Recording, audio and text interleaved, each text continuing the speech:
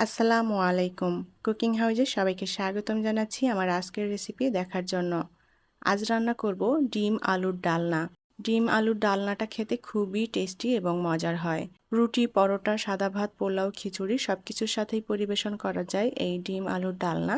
আর এটা রান্না করাও খুবই সহজ। তাহলে চলুন কিভাবে ডিম আলুর ডালনা রান্না করি সেটা দেখে নেই। প্যানে প্রথমে অল্প পরিমাণে তেল দিয়ে দেব। এখন এই তেলের মধ্যে দিয়ে দেব কিছুটা লবণ আর হলুদের গুঁড়া। তেলের সাথে লবণ এবং হলুদের গুঁড়া মিলিয়ে নেব। এই তেলে প্রথমে আমি ডিমগুলো ভেজে নেব। এখন এর মধ্যে দিয়ে দেব সেদ্ধ করে রাখা ডিম। আমি এখানে 6টা ডিম সেদ্ধ করে খোসা ছাড়িয়ে নিয়েছি। তেলের মধ্যে হলুদ লবণটা আগে থেকে মিশিয়ে নিলে ডিমগুলো ভাজতে গেলে তেলটা আর ছিটে না।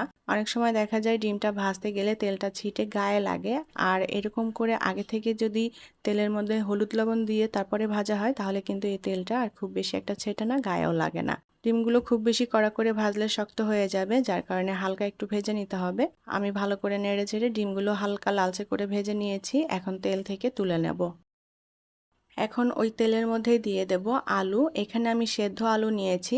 ছোট সাইজের কয়েকটা আলু সেদ্ধ করে তারপরে 2 টুকরো করে কেটে নিয়েছি। আলুগুলো একটু ডুমো ডুমো করে কেটে নিয়েছি। এটা যার যার পছন্দ মতো করে কেটে নেওয়া যাবে। আলুগুলোকেও আমি একটু লালচে করে ভেজে নেব। আলুগুলো আমি আগে থেকে 50% মতো সেদ্ধ করে নিয়েছি। আর আলুগুলো এখন একটু ভেজে নিলে আলুতে খুবই সুন্দর একটা ফ্লেভার আসবে আর খেতে ভালো লাগবে। অল্প আঁচে ভালো করে নেড়েচেড়ে আলুটাও আমি হালকা লালচে কালার করে ভেজে নিয়েছি। এখন আলুগুলো আমি তুলে নেব। প্যানে আবারও কিছুটা তেল দিয়ে দিলাম। এখন এই তেলের মধ্যে দিয়ে দেব তেজপাতা, গরম মশলা এবং জিরা। এবার দিয়ে দেব 1 কাপ পরিমাণ পেঁয়াজ কুচি। পেঁয়াজটা একটু মিহি কুচি করে নিয়েছি। এখন পেঁয়াজটা হালকা ভেজে নেব। পেঁয়াজটা আমি হালকা ভেজে নিয়েছি। এখন এর মধ্যে দিয়ে দেব 1 চা চামচ পরিমাণ রসুন বাটা, 1 চা চামচ পরিমাণ আদা বাটা। রসুন এবং আদা বাটা দিয়ে আবারও একটু ভেজে নেব কাঁচা গন্ধ চলে যাওয়া পর্যন্ত। পেঁয়াজ, আদা, রসুন ভালো করে ভেজে নিয়েছি। এখন এর মধ্যে দিয়ে দেব টমেটো পেস্ট। মিডিয়াম সাইজের একটা টমেটো পেস্ট করে নিয়েছি। টমেটো দিয়ে আবারও ভালো করে নেড়েচেড়ে মিলিয়ে নেব আর একটু ভেজে নেব মশলাটা, যাতে কাঁচা গন্ধ চলে যায়। টমেটো এখানে পেস্ট করে দিলে খুবই ভালো লাগবে খেতে।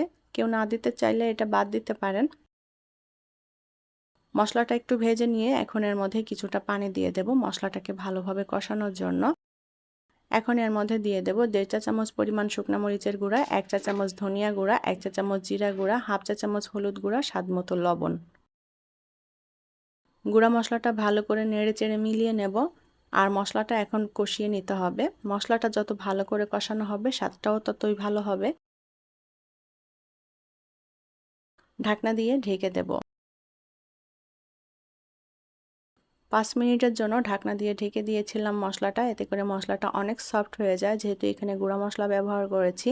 মশলাটাকে খুব ভালোভাবে কষিয়ে নিতে হবে।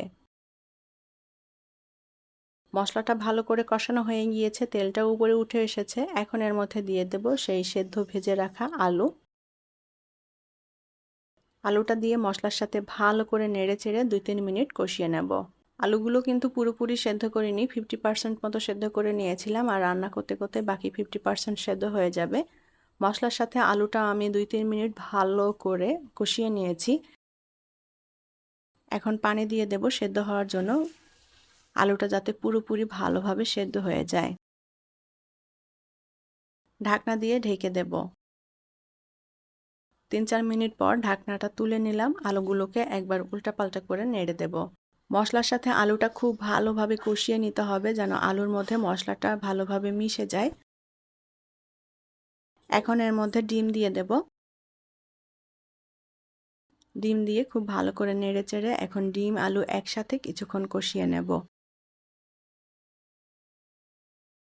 ডিম আলু একসাথে খুব ভালোভাবে কষিয়ে নিয়েছি। এখন এর মধ্যে পরিমাণ মতো ঝোলের পানি দিয়ে দেব। এখানে আমি মাখো মাখো ঝোল রাখবো, সেভাবেই পানিটা দিয়ে দিলাম। ঢাকনা দিয়ে ঢেকে দেব। 5 মিনিট মতো ঢাকনা দিয়ে ঢেকে রান্না করে নিয়েছি। ডিম আলুর ডালনা রান্না করা হয়ে গিয়েছে। আর ঝোলটা এরকম রাখবো, কারণ ঝোলটা কিন্তু ঠান্ডা হয়ে গেলে অনেকটাই টেনে যাবে আর ঘন হয়ে আসবে।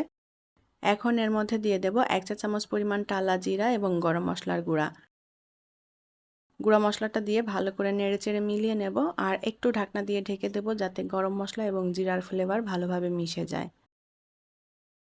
2-3 মিনিট পর ঢাকনাটা তুলে নিলাম আর আমি চুলার জালটা বন্ধ করে দিয়েছি। ডিম আলুর ডালনা রান্না করা হয়ে গিয়েছে। এখন এটা নামিয়ে পরিবেশন করব।